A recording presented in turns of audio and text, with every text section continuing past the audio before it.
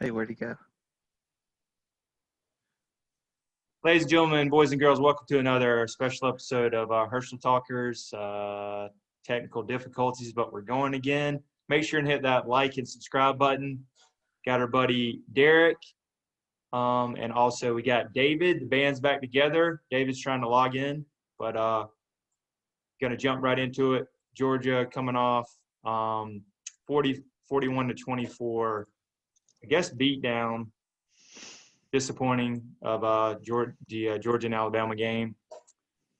Thoughts on the game coming in? I know the big question is Stetson Bennett didn't have the greatest game, and the defense got gashed.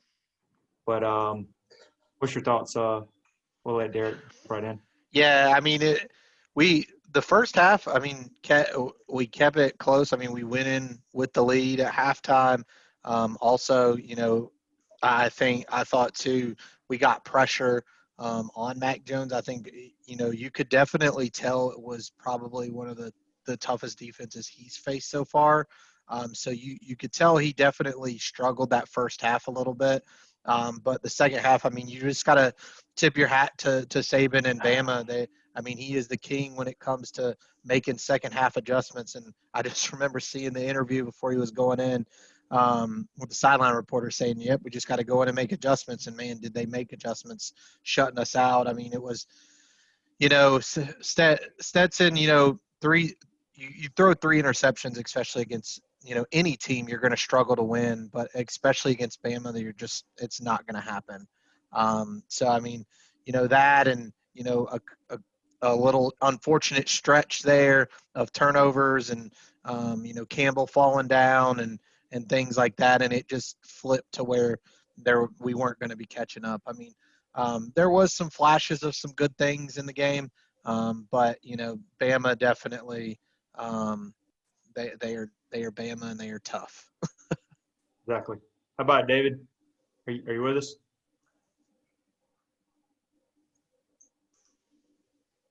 I guess he's trying to get on again. Yeah, Stetson Bennett, the three turnovers definitely hurt. Just the fact that Mac Jones just was throwing lasers, 24-32.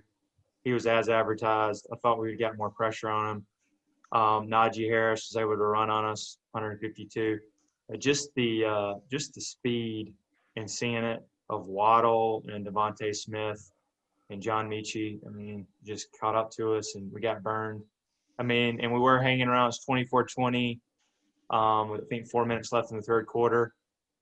So it was just too much. And then I just think it came down to Mac Jones outplayed Stetson Bennett, and he showed his limitations in the tip balls and 3 picks, and we just Yeah, didn't have enough juice.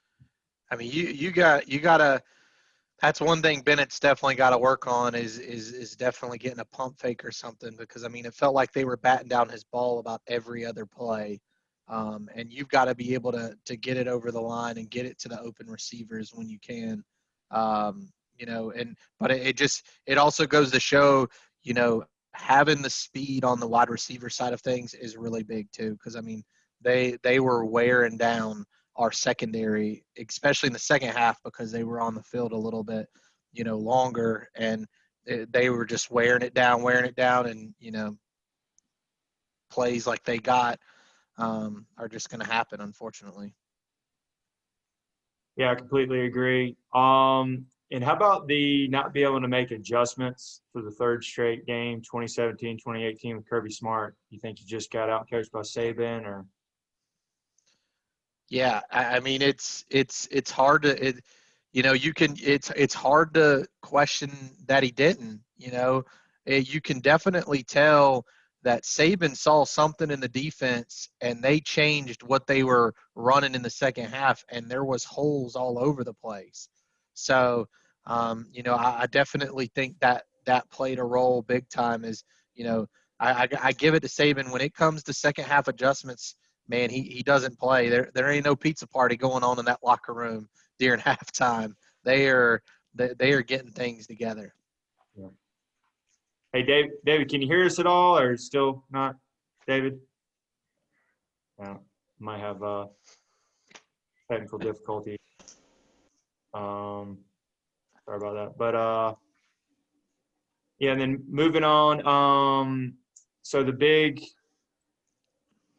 next big thing is going to be Kirby Smart, or are we going to make a change this week? I know that's the big, I'd say, elephant in the room, big question of the week.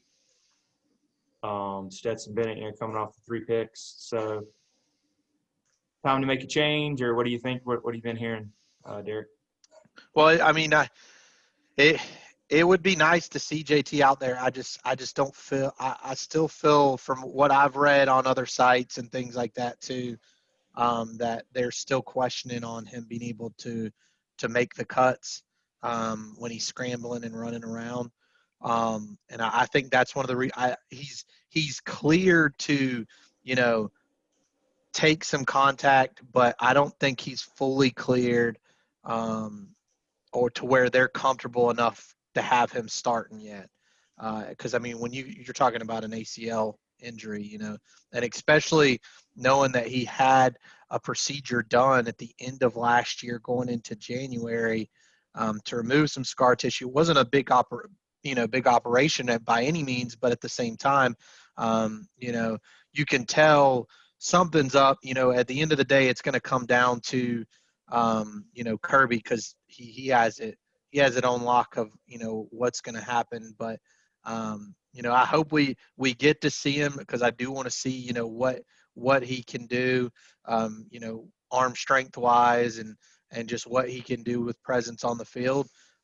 It'll just be interesting to see. Yeah, and this is from 247 today. I know everybody's trying to question Kirby each day, but I had JT's going out each day working. I think his mobility is getting better as time goes through, and he's moving around forward. He's taking a lot of reps, which is positive. And they did take the knee brace off last week. So what I would like to see is maybe in Kentucky, give them a couple series, maybe even a quarter. Maybe we're up 2 or 3 scores. Just get to see him and actually let him throw it around a little bit. And then you can kind of maybe ease them in for Florida and down the stretch. But I feel like if Bennett starts Kentucky and Florida, I think that's good who they're going to go with. I think we can beat, the Floridas and the Missouris and the Kentuckys of the world. But, if you have a rematch in Atlanta, I think you get the same result.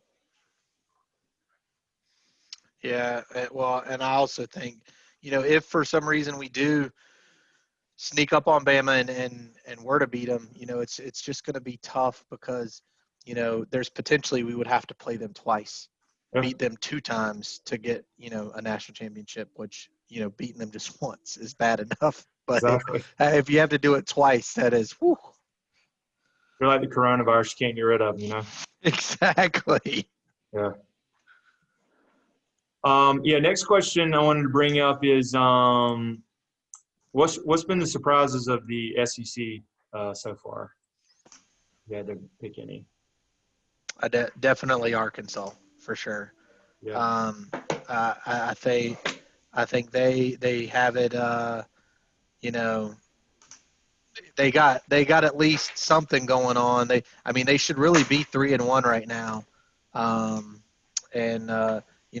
If you can guide with Felipe Franks as your quarterback, they brought in Odin, which is a great defensive coordinator also. So they have they're not all little Arkansas that you're just going to run over. Needless to say. Yeah, I agree with that. Barry Owen was a great hire, and I think Kendall Briles has really worked well with Felipe Franks, who's kind of like a retread from Florida. So they easily be 3-1. It made that Georgia game look like, all right, we actually beat a decent team. If you really look at it, It's probably our best win of the year so far. Yep. Definitely over Auburn and Tennessee. So that's been a great surprise. Another one is LSU, just how bad they've dropped. I think we talked previously that Coach O could get looked at as second. I think he bought himself a couple of years, and then them getting in a little bit of the recruiting trouble today. I think they're looking at losing 8 scholarships. OBJ, Odell Beckham giving out, I think, $100 bills at the game, and then another recruit's father admitted to taking payment. So they got some problems. That's why I was up actually. Mason Smith, Corey Foreman, come on down, that package deal. We could definitely use them on defense. So, anything on defense is is good. That's for sure. And then to mention, it's not it's not a football season without Gus Bus. 2-2 could easily be 1-3. I think it's $22 million buyout. That rumor's back in.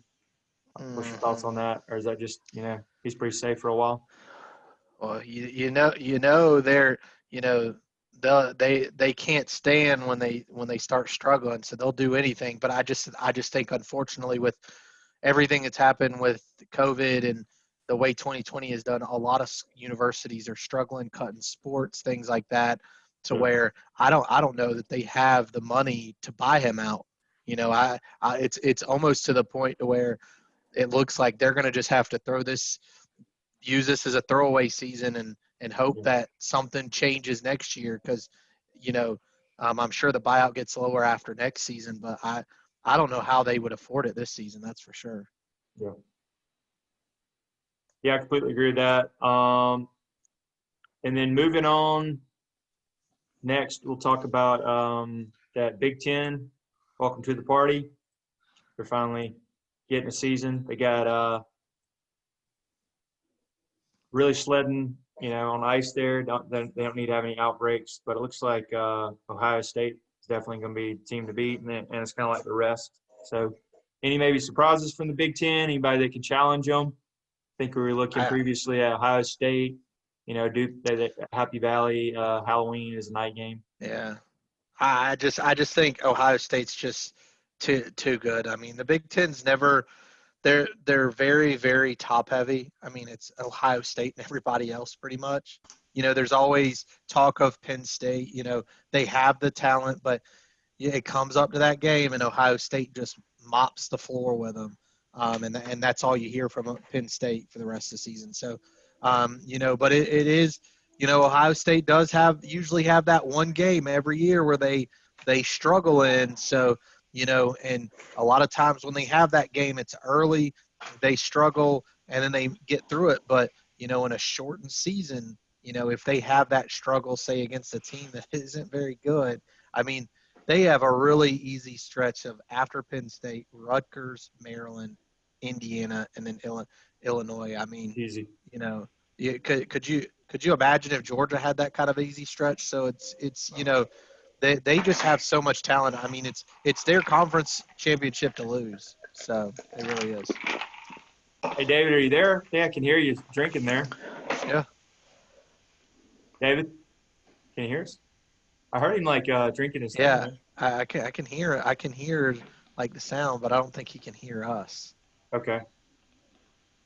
Well, yeah. Next one, we're looking at who would be your top four. You got Clemson, Alabama, of course, the clear two. We're number 4. Any other surprising teams? I mean, right now this is what you have to go off of. I mean, the AP's got it right. I mean, we are, we're the second best team in the SEC, and talent wise and everything that I've seen so far. And it's, Notre Dame struggled against Louisville, so you don't know how good they are. But until Ohio State plays a game and wins, of course, don't. But they'll jump over us, I think, after this coming week, and they'll be in the top 4. No, but you got to remember Notre Dame and Clemson are still going to play, and I think it's a couple weeks. So it'll be interesting to see what happens in that game. Does Notre Dame somehow, maybe they're already starting to plan ahead for the Clemson game? Do they show up and then Clemson struggle a little bit, or does Clemson beat them like they did Miami, or beat them by 40 points, and we won't hear from Notre Dame for the rest of the season, kind of thing? So, but again, you can't count Notre Dame out though, because even if they lose to Clemson, they still could end up in the ACC championship and still have a shot. So, I mean, there's a lot of football and a lot of things that can happen. But I definitely don't see anybody in the West that's going to beat Bama. Yeah, I completely agree. Who do you think would be actually the number 2 in the West? If you had to pick right now, SEC West. Speaking of that, I mean, I guess you got to go with A&M, but A&M they got blown out by Bama. That's why I'm saying it. It shows I don't know if it's, the Saban disciples that he's just in their head so much, or what it is, or it's just that much of a talent gap between there's Bama and everybody else in the West right now. It was Bama, LSU was even, but LSU is, they're struggling this season to where, the second best team in the West is A&M, and I would have never thought I was going to say that. Yeah, a lot of people were talking about, hey, what's that buyout for Jimbo, because he's got all that money. But somebody mentioned today, I listened to Late Kick, Josh Pate on YouTube, 247, great follow, by the way. He was talking about, look at the games come. Arkansas is winnable. Got to get past that. South Carolina, Tennessee, Ole Miss, LSU, who's got problems, and Auburn. So could lose a couple of those games, but you're looking at possibly 9-1, which would be great for them. Definitely a good bowl game. Oh, they've got the recipe to run. Favored.